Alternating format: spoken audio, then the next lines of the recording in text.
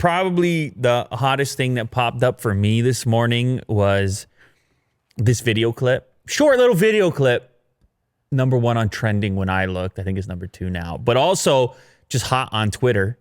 A lot of people tweeting this video out, including Elon Musk, which, I mean, he seems to be the guy when it comes to robots, AI, and be afraid, be very afraid. Actually, his tweet said, "This is not CGI," which is, to me, the message there is, get ready, people, which tends to be the way in which people watch these videos anyways. And the video I'm talking about is from our friends at Boston Dynamics, and I think it might be their best video ever. I don't know. It is a masterpiece as far as I'm concerned. The video title, Do You Love Me? Over 5 million views, uploaded December 29th. So, yeah, I guess 24 hours, less than 24 hours on the platform. A lot of people watching this. Do You Love Me? The song, Do You Love Me? Do You Love Me? Now That I Can Dance. All right, just listen to the lyric right there. Except in the video, what's dancing is the variety of Boston Dynamics robots on beat. You understand? Outperforming their human counterparts. We know this. We've seen humans dance worse than this before. Definitely me. Yeah, definitely and Willie. Probably you. And how dare you assume what my dancing skills are like? But yeah, you're absolutely correct. Interestingly, there's a little red piece of tape on the floor there. I wonder if that's just for starting, or if the robot is referencing that for all this variety of moves that it's capable of. But it's such a bizarre piece of content because you don't know how you're supposed to feel, right? And I don't think the people inside of Boston Dynamics, which, by the way, recently acquired by, was it Hyundai? Hyundai, yeah, that's right. Yeah. I don't know if that deal's done yet, but it's one of these things where you feel like inside of Boston Dynamics, they're just sitting there saying, oh, this is fun. We're going to do a fun holiday thing. Do you love me? Yeah, it's cool. It's fun. But people don't, when they see the clip, they don't all agree with that. Half the people say this is fun. Look how cute the robots are. And then the other half always has to say, just change your name to Skynet already. Like, it just, I don't know what it is. It seems to be such a polarizing thing, the advancement of these robots, robotics, artificial intelligence, and so forth. I'm amazed what they did with the Spot robot, because we had it in studio, and it definitely isn't pulling these moves just with the regular handheld remote. So they put in, they obviously put in a specific script for this action and activity, and then they had to sequence the whole thing together. But man, they're having a blast. Look at these moves. They're having a blast. The little two-step and a little, definitely better than a lot of people that I know. And so it's making people uncomfortable. And I love it, man. It's, you know why Elon puts the tweet he puts and why people feel the way they feel? Because I think we all know that what we're looking at is early. We know that what we're looking at is we're not even at Gen 1. I mean, I guess you can consider Spot Gen 1 because you can buy it. But you can't really buy it because of the price tag and the limited applications for the time being. But we just know there's a long way to go, and we're already this far along. That's an odd one, this particular bird-like. Yeah, that's what is that one, for cleaning or something? I don't know what they're developing that one for specifically, but I love the shimmy here. The shimmy, I mean, it's so great, and the smoothness. And again, outside of the intelligence component, just the smoothness and you imagine the work involved, all the moving parts, Will? You imagine all the little I can't. My head would explode. Actuators, and just the hardware is enough to get you going. And then the software component, the programming component, equally sophisticated. So is it the hit video? You got the other people saying, oh, perfect for 2020. Just what we need. The robot advancement to put us all to bed. But if you just watch it as a singular video and see that this is a really fun video for Yes. what it is. Yes. In the optimistic side. Yes. You know, and the level of achievement to be able to do this is incredible. I think it's like anything that is anything that's innovative. I think it always spurs the two-sided thing. I think it always, because it pushes you a little bit. It pushes your buttons because it's new and interesting. Yeah. And so therefore, you have these alternate paths that an interpretation can take place as to whether the thing is good or bad. Mm-hmm. It starts by stirring you up a little bit. It's definitely not nothing. Yeah. It's definitely not nothing. And so it's one of those things where they say, if you're making content or something like that, it's like how they say sometimes bad press is better than no press. Like this kind of thing where you would rather move a person to have a feeling in the first place. You're probably working on something significant, getting a feeling at all, let alone putting something out there that doesn't elicit that type of reaction. Right. So I think the meaning is somehow wrapped up in all of our collective reaction to it. It seems inevitable. They seem so much closer to being tremendously useful every time we see them, and particularly those humanoid models over there. Yeah. I mean, Atlas. How long before we see them on an assembly line for Hyundai vehicles? How long before we see them moving boxes around a facility? How long before we see them in our lives just in a much more intimate fashion? Yeah. Coordinated dance. Yeah, sequences. exactly. That's the most important. Really. Well, right now, you know what the challenge is. Get one in a music video. Yeah. If I'm Travis Scott right now, and I got the Cybertruck previously, I got the McDonald's deal, I need to get the Boston Dynamics. This is the next step. In my next music video. You know? And so I'm just going to put Travis Scott's agent to work right now. Now you can just call up Hyundai and they can promote one of their cars alongside. You can cut a deal. Actually, no, because they already teamed up, didn't they? With which one? BTS. That Ionic. They made an entire song to promote their new EV. Yeah. So who knows? Maybe it'll show up in a BTS video first. Maybe. I'll have to wait and see. Let me talk about today's sponsor, Hellofresh. My God, do I feel like I need a fresh meal right now. I'll tell you what. The holidays are beautiful and all the rest of it, but you eat some heavy food. And one thing I appreciate about Hellofresh, it encourages you to reach for something healthy as well. So you have the comfort foods, the favorites on there, like the pub-style shepherd's pie that you're showcasing from the Hall of Fame, actually, as far as those options. Classic. But they're going to mix it in. Your selections are going to be mixed in with something you might not necessarily approach on the regular. It could be some sort of black bean dish. It could be some sort of, you see right there, the spiced chicken in apricot, the balsamic tomato herb chicken, whatever. It might drive you to look at the Mediterranean baked veggies. I might not reach for that. Not regularly, no. However, when you're adding what your deliveries are going to be, you tend to mix it up because you say to yourself, I need to get some of that as well. Yes. And then it arrives at the door, and then they make it easy for you to do. And then you're feeling better. You're feeling fresher, courtesy Hellofresh. It's all about that variety of ingredients, Will. So it could be a black bean quesadilla. That's one of my favorites, actually. I got into black beans probably because of Hellofresh. Oh, yeah? Yeah, that might be the case. Introduced you? That might be the case. HelloFresh cuts out stressful meal planning and grocery store trips so you can enjoy cooking and get dinner on the table in about 30 minutes or less. HelloFresh offers 23 plus recipes each week featuring a range of flavors, cuisines, and ingredients so you'll never get bored. I'm telling you, I love it. You're going to love it too. You can get started right now by heading over to HelloFresh.com/LouLater10. Make sure to use the code LouLater10 for 10 free meals, including free shipping. Will, I just said 10 free meals. That's a lot of meals. That's what I just said.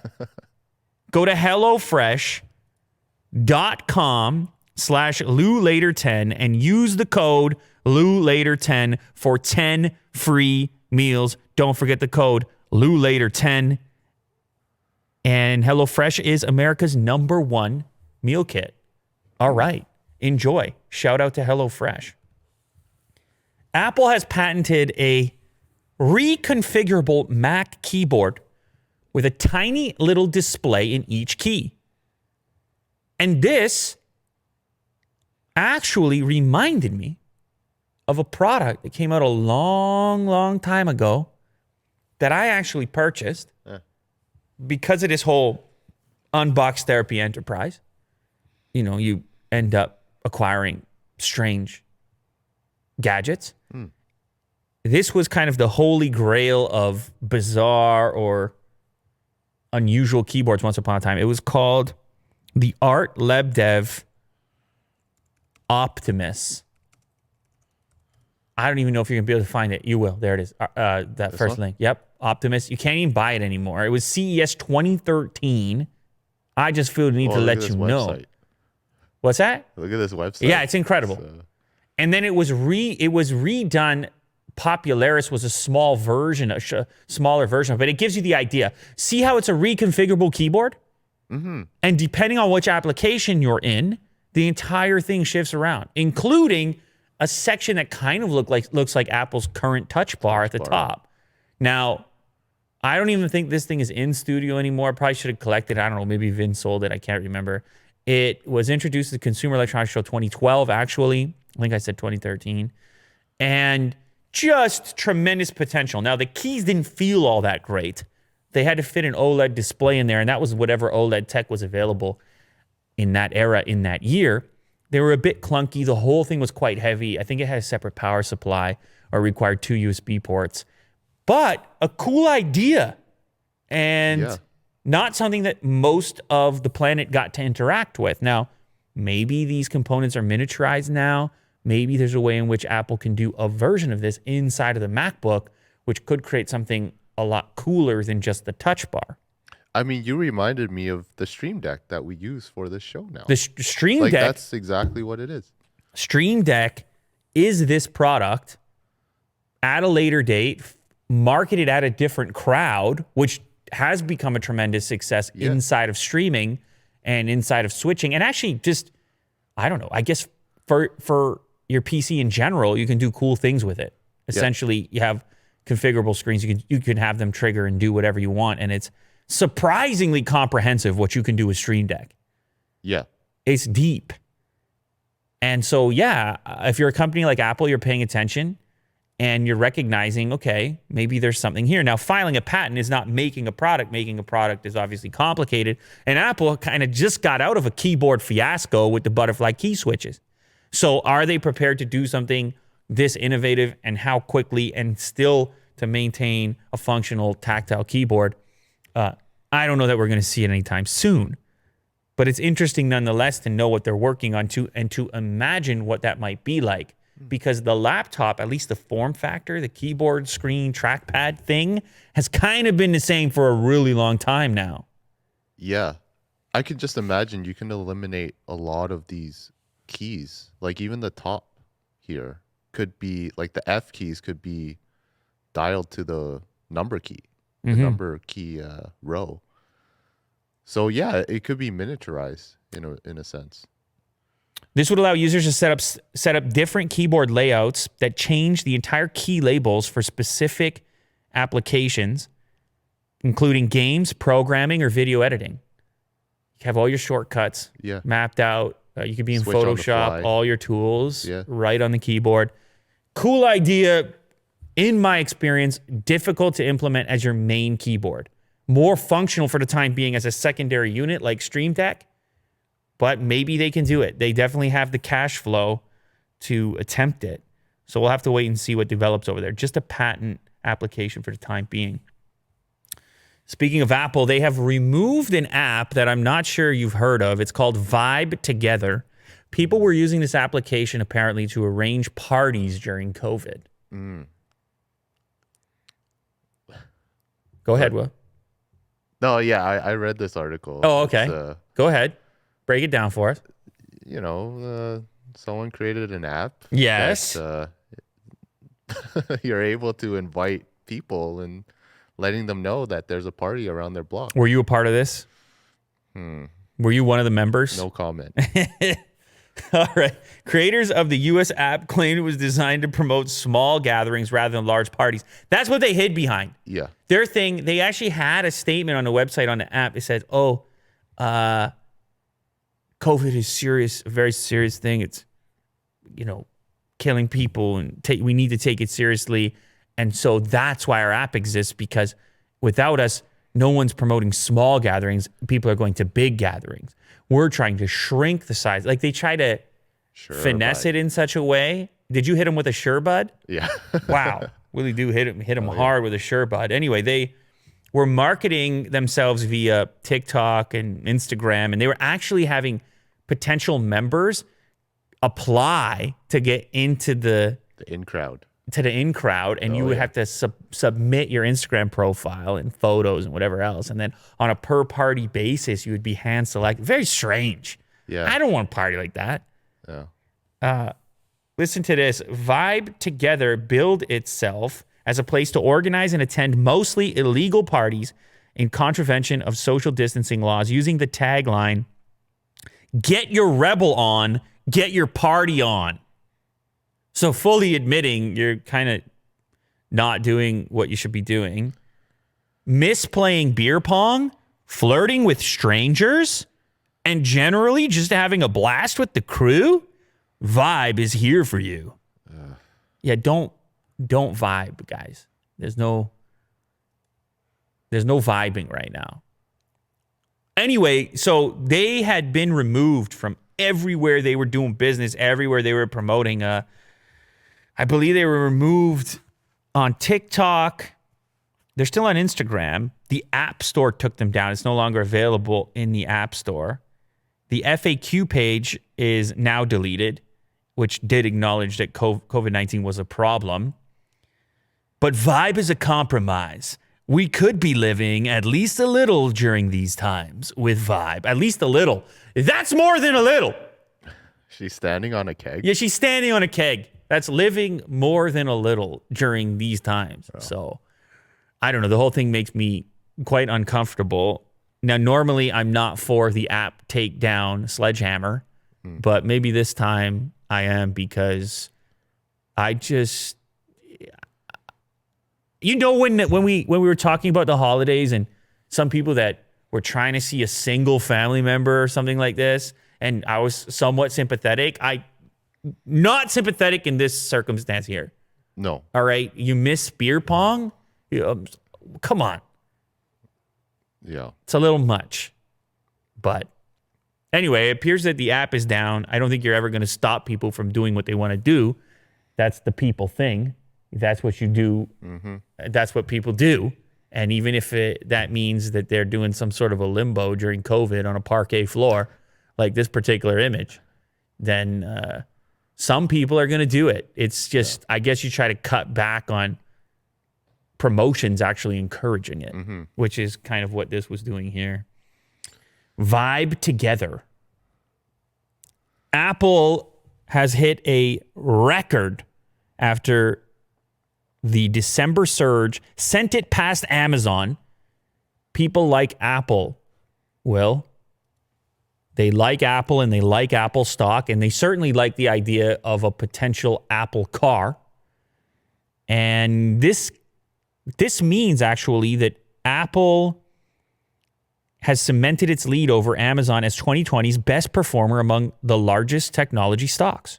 It has advanced 13% in December amid signs of a strong demand for its iPhone 12 and the optimism about its self-driving car efforts. I mean, there's been endorsements from guys like Jim Cramer on the investment shows, and well, people are at home, and stock trading is just it's hot right now. It's entertaining. It's easy to do, something to do, very and accessible. Make a few bucks, and it just seems like everybody's doing it right now. And if everybody's doing it, they got to pick where they're going to do it. And Apple is one of those places you're going to do it. Tesla's one of those places. Amazon's one of those places. Now, Amazon benefited greatly in the early part of the pandemic because people were sitting there saying, wow, tremendous upside. People are at home. They're chilling. They can't go anywhere.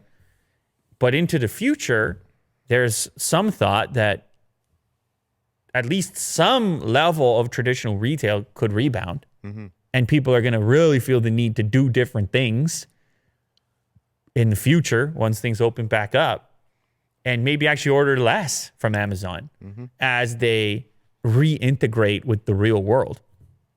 Apple, on the other hand, with this proposition of a car, my God, the scale of that. Mm-hmm. Tesla, for example, I don't know if they announced or if it's just speculation, that they're going to ship 500,000 vehicles. Tesla, 500,000 vehicles. You know the price tag on a vehicle? I mean, cheapest is like, what, 32 grand on the Model 3? Last time we checked? Vehicles cost money, Will. Yes, quite a lot. They cost more than phones. More than phones, yeah. They cost more than phones. And I know it's hard to make cars, so I'm not counting the money yet. And I'm not saying that Apple's going to figure it out on the first round. But Apple is enormous, tremendously successful, and they're all about the ecosystem, Will. Mm-hmm. And when you think about the ecosystem as Apple sees it, the car enhances things to a level that's unprecedented. You sit in that car, you are inside of you will be riding inside of Apple's ecosystem with the Apple Music and the Apple Podcasts and the health tracking apps on your wrist with the watch and the notifications pumping through, Apple Maps. All the things start happening. That's a new level. It's a new level of integration. Yeah. That we haven't seen before, that a company reaches in that way. Now, I feel the need to say, because we probably have our listeners from Korea, let's say, and they're sitting there saying, over here, we got Hyundai's doing that, who just bought Boston Dynamics, we referenced earlier. They'll sell you a vehicle, but they'll also sell you an appliance or something, at least domestically, if I'm not mistaken. Mitsubishi has done stuff like this. So it's not unprecedented for a consumer electronics company to also be interested in larger electronics products or even vehicles. What's different here is the software standpoint and iOS itself. The idea of you existing with an Apple ID and everything being attached to it, and that level of integration along with all the hardware is something new. Mm-hmm. So anyway, people like the Apple stock, and I don't think that's going to change. And they're actually going to one-up Amazon, at least for this period of time, as far as being the best performer among large technology stocks in 2020.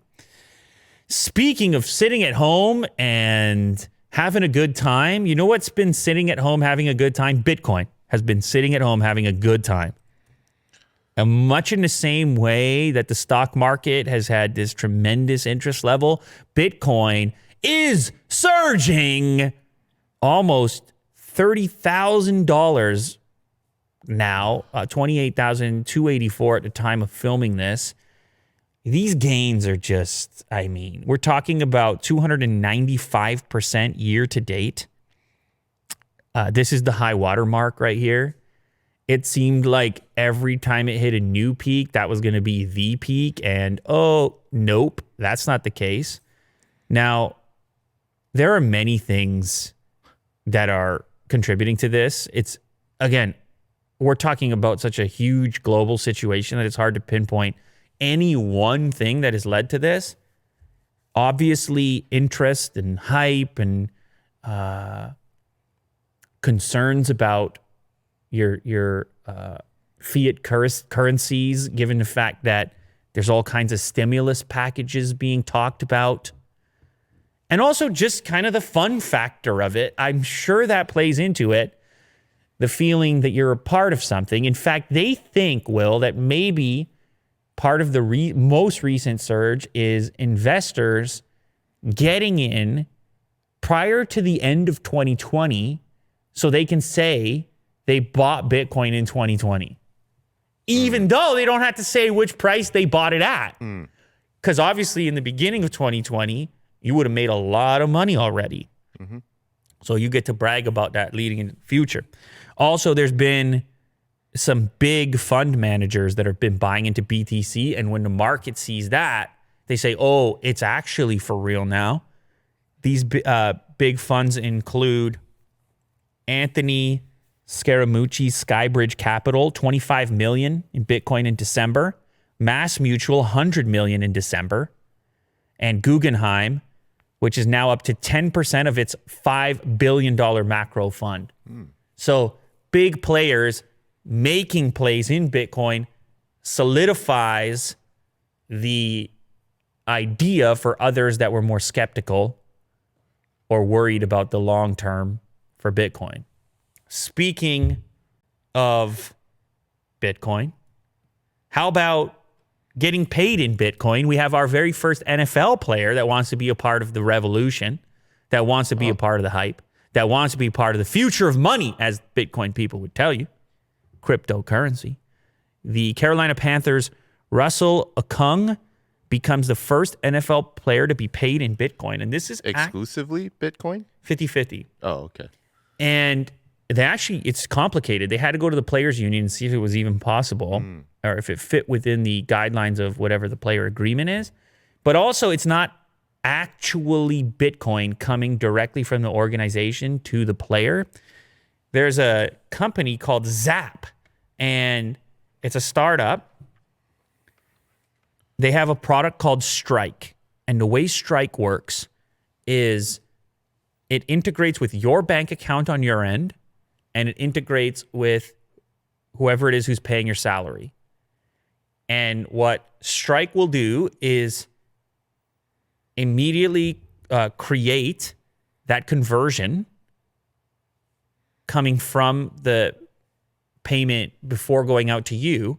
And instead of processing it through the Bitcoin network, they essentially front you the money so they can do it faster without the processing required through the network. So they're an intermediary. They're, well, I don't know. They're kind of like a bank, sort of. They're a payment processor, and so this particular individual is not alone. There's been some more secretive athletes doing the same program, including unnamed members of the Brooklyn Nets basketball team. You can probably guess who might be interested from the Brooklyn Nets. Names like Kyrie Irving, big internet guy. It's possible. Kevin Durant's on the team as well. Players from the New York Yankees have begun onboarding to the program. And so people are interested. In the case of Okung, he'll be splitting his $13 million yearly salary 50-50 between Bitcoin and fiat. That's a big chunk of Bitcoin. Yeah. He's I mean that's pretty smart. He distributed it. Did he do this like himself, or do you think it's his like advisors or managers? No, he's a real Bitcoin guy and has been for a while. Yep. And prior, he first spoke about wanting to do this in 2019. But as mentioned, it was a complex process to get it cleared with NFL and everybody involved. And was into Bitcoin even prior to that, talking about independence and not being tied to any one particular currency. Actually an enthusiast. Let me just break it down for you one more time. So Strike says it's processing into the 7 figures monthly for volume. And they're not charging any money for that right now. But eventually the idea is they would take a small piece. Right. And that's a tremendous upside if you onboard enough people to the process. And it seems like they're attracting high profile individuals who don't want to have to manage those funds or to go straight to Bitcoin themselves from their paycheck. Yeah. It kind of makes the process easier. It transfers the Bitcoin into cold storage on behalf of the individual. They don't even have to think about it, touch it. They can know that it's secure. It's a really interesting service, and they expect it to grow amongst athletes and high-profile individuals. We'll see how that goes, but that's stories like that also act to enhance the interest in Bitcoin, because there's an actual practical example and a relatable kind of, well, look at the headline. You have your favorite NFL player. He's going into Bitcoin. You have your favorite basketball player. He's going into Bitcoin. Regular people start to say, well, they're doing it. I'm doing it. That's how it goes. Like, I mean, for when you think of the idea of currency, if you give it value, if enough of us give something value, it has that value. Yeah. And so it does matter who's in it, and that they're committed to it. And the level of commitment matters too. Like whether it's Pokemon cards or Bitcoin. Yeah, he seems all in. And the more people you have out there that are fully invested and properly invested, well, now you have value. And of course, we're talking about digital currencies. There are many digital currency advantages. We're talking about China trying to launch its own digital currency. So many factors. So many factors. Nintendo 64 gets rebuilt as a tiny handheld console. Imagine this, Will, that there's an actual contest happening in the world right now for the most miniature Nintendo 64 console. And it's been going on since 2005. I believe it.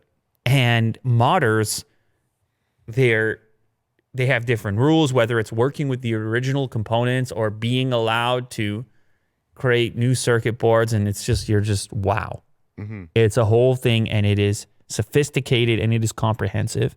Yeah. And the record has recently been broken by this YouTube user, actually. Of course, who else would do it? Be a YouTube user. And this guy's name is G-Man Mods on YouTube. And he has condensed it down into about a 6-minute video, creating a pretty nice little package, Nintendo 64, which is about the size of a cartridge. Uh-huh. And he has used the original components, and he has done some trimming, motherboard trimming and rearranging in order to fit it in a substantially smaller form factor. He has done things like change out the thumbsticks to Joy-Con thumbsticks because, just to shave a little bit of extra space.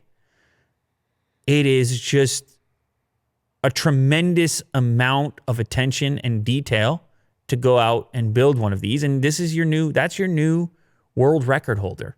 And it's a nice package. It's not like this, rusty old thing where the wires are out and like the circuit board's out. No, it's actually like No. And actually, Nintendo 64 looks good on a screen that small. What is that snowboarding game he was just playing in Nintendo 64? Was that called 1080 snowboarding? What? This game? Yeah. 1080 snowboarding. Oh my God, what a throwback. Oh yeah. Yeah, even this image up here, a lot of fond memories about all of these games, really. Cruising USA, 1080 snowboarding. Yeah. Wow, and he's playing it on the handheld. Yeah, so he goes over tremendous detail, how he fit the battery in there, how it's completely unmodded. There's no ROM stuff going on. It's running off of legit cartridges, and it's running smoothly and nicely, and it's completely handheld. So shout out G-Man Mods. Speaking of DIY, one thing you might want to DIY is your very own MagSafe Duo Charger. Now, Apple, they put out the little folding Duo Charger in order to do the watch and the phone, and it was meant to be portable.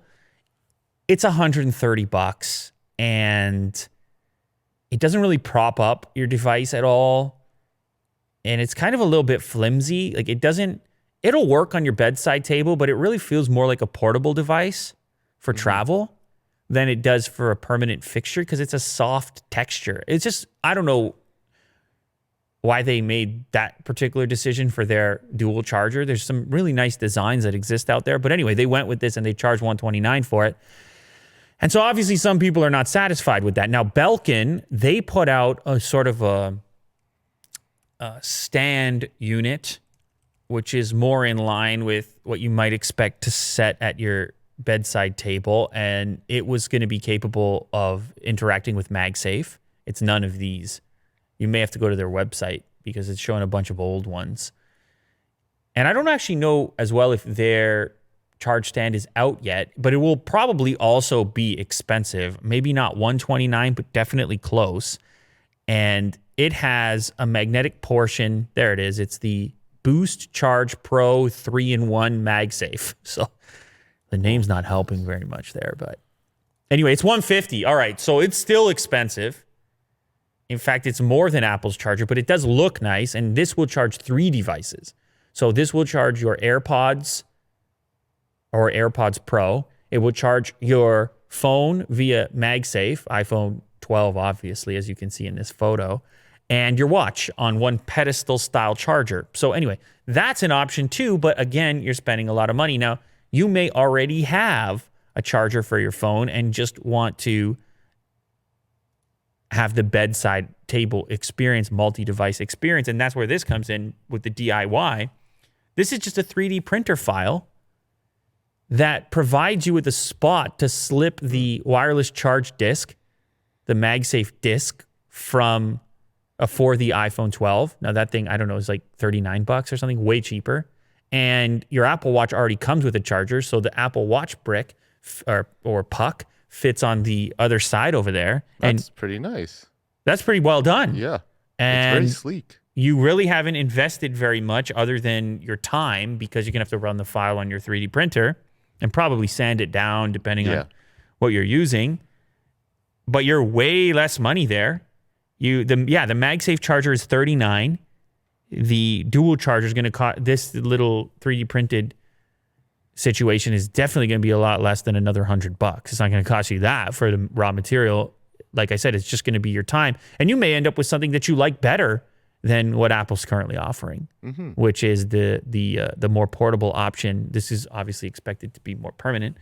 But the printer or the file is available to you if you have a 3D printer. But I'm sure if you don't have a 3D printer, you'll probably see designs like this popping up on Etsy relatively soon. Right. And you can probably pick one up for less than $129 or $150 if you do that as well. This is an interesting story. A Canadian man discovered a prototype SpaceX Starlink ground station in a remote city in Nova Scotia. And so when we first started talking about Starlink, and we've talked about it a number of times, is the idea being these satellites that have been sent up. I guess there's like 1,000. They're going to send up more for internet to service these, underserviced areas, rural areas. Canada has actually been turned out to be one of the big markets for this because, some people live remotely. It's a big country. Yes. And so actually the service for the time being is targeting the northern part of the United States and Canada, including this remote location in Nova Scotia. But my understanding was it was going to be this satellite that you would set up yourself. Or not satellite, this receiver I guess a satellite receiver from their satellites and then that would link up to your home directly. And they were selling kits in order to do that as part of their early program. But this is a bit different. This setup here is called a ground station. Actually, they have a different name for it. Calling it Earth Station. It had a cool name. Earth Station, yeah. They're calling it an Earth Station. And what this is more like a traditional internet provider. This would be a hub where you would have these receiver units that look like bulbs, giant bulbs.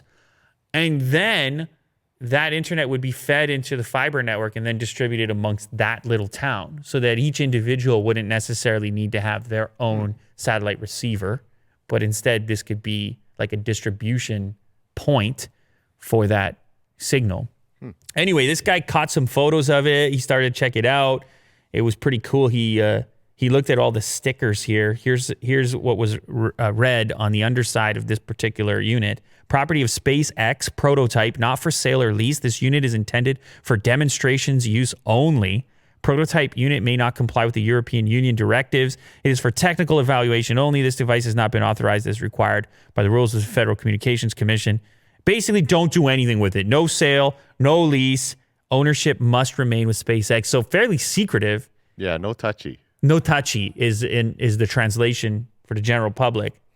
And, this guy obviously found it.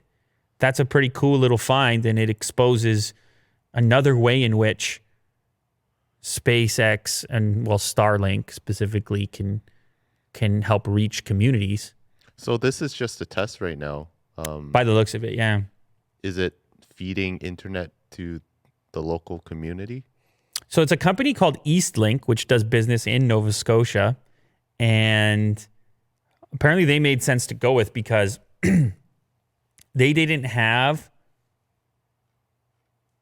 Eastlink has direct access to the only viable dark fiber wavelength service coming into the province of Nova Scotia. Zayo, Rogers, and the government of Newfoundland all have access to strands, but since Eastlink has sites in Nova Scotia, it made sense to go with them.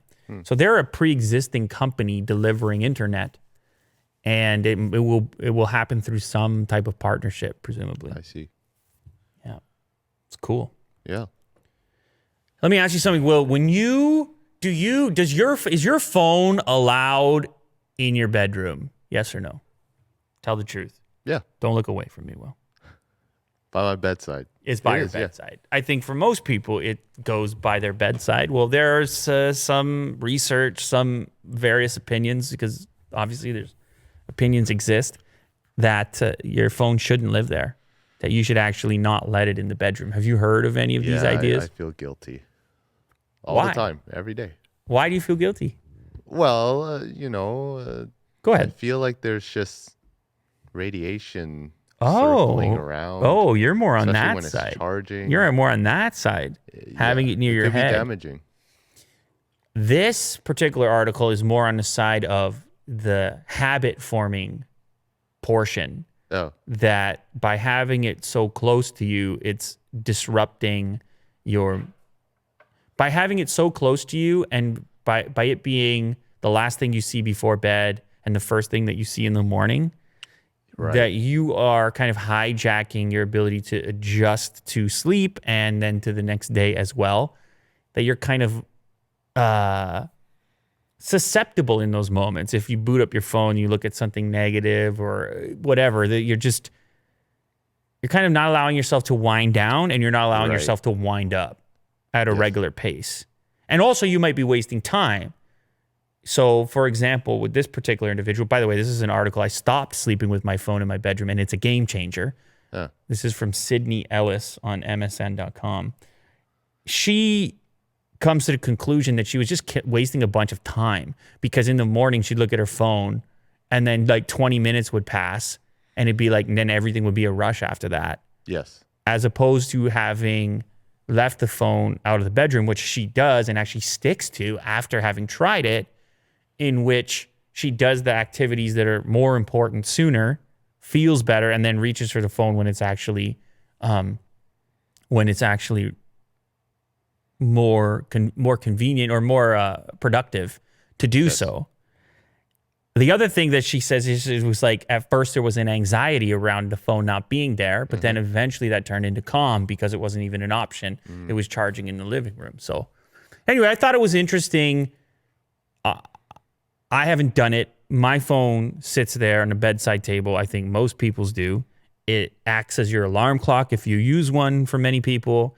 And it's hard to not look at it before going to bed or immediately after waking up. I understand that's difficult to do. You feel like, oh, time to catch up. Let's see what happened type of thing. Yeah. And there's a case of FOMO there. Yeah. I've been gone. Yeah. I haven't been logged in for the last however long you slept.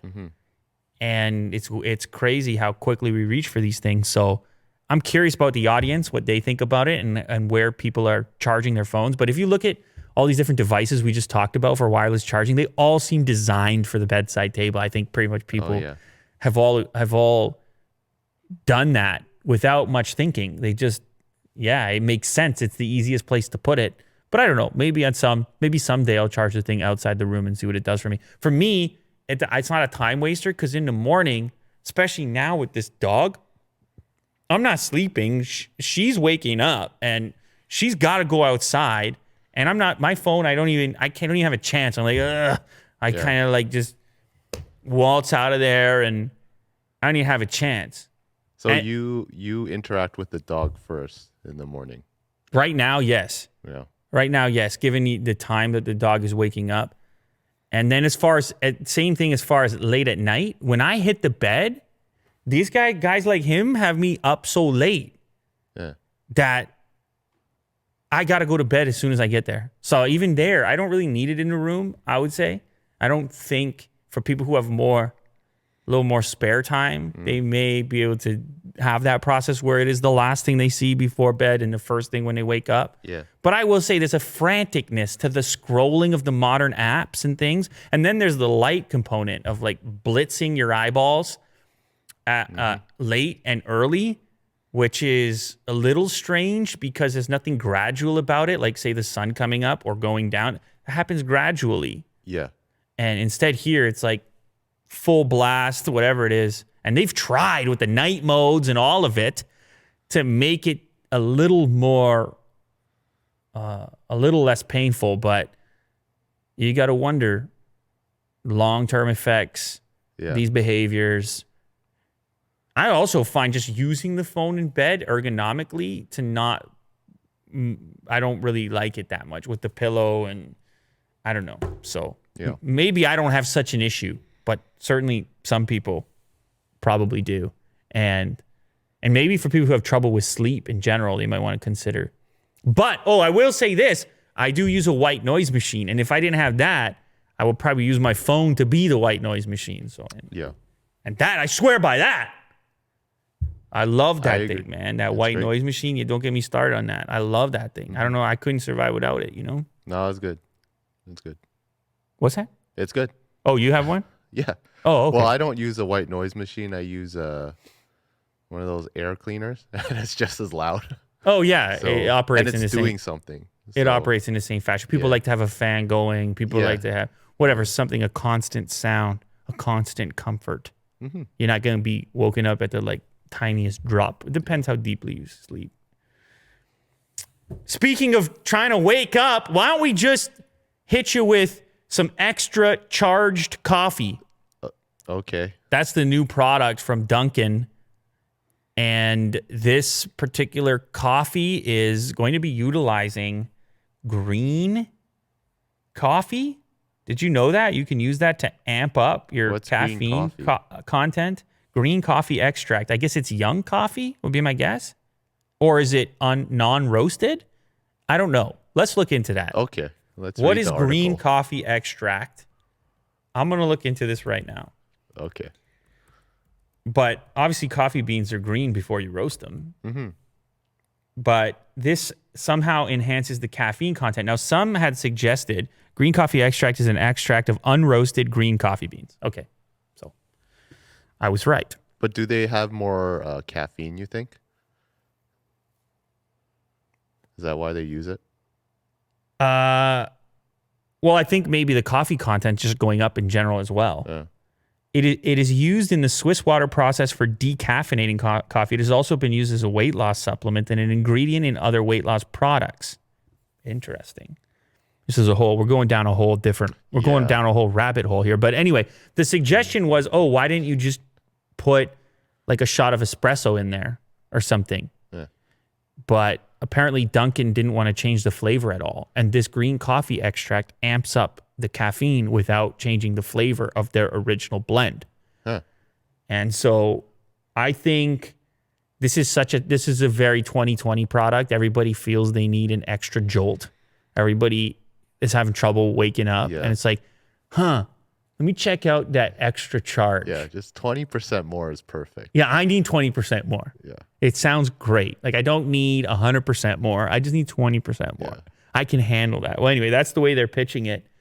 It's not just the extra charge coffee drink they put out, though, which, by the way, is only going to be $2 for a limited time through January 26th. But they also put out some higher-end coffees from their Explorer batch, including a medium roast featuring dark berry notes and a smoky finish, and Dunkin' Midnight, a dark roast with inherent sweetness and bold chocolatey flavor notes. The Explorer batch is going to be Dunkin's first new limited batch series. And Dunkin' Midnight will replace the chain's current dark roast offering. So, yeah, coffee, people love it. That's the lineup for 2021. actually, I have a coffee-related video that I'm going to shoot on Unbox Therapy today, so that kind of blends right into that. Mm-hmm. And I'm very excited. But unfortunately, I don't think the coffee I'll be drinking today will be extra charged.